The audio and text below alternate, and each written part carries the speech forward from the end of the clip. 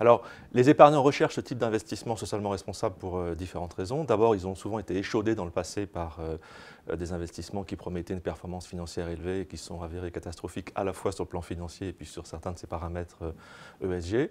Donc c'est une première raison un petit peu négative. Il y a une deuxième raison qui est liée à la corrélation des performances.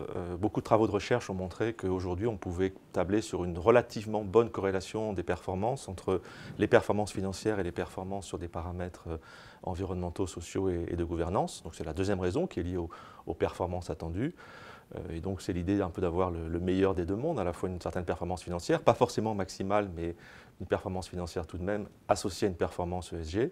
Et puis il y a une troisième raison qu'on peut évoquer, c'est l'attente croissante chez de nombreux investisseurs épargnants d'autre chose que du rendement, l'idée d'avoir éventuellement une forme d'impact positif sur l'économie, sur les entreprises, avec des investisseurs, des gérants d'actifs qui prennent en compte d'autres paramètres que le strict résultat financier.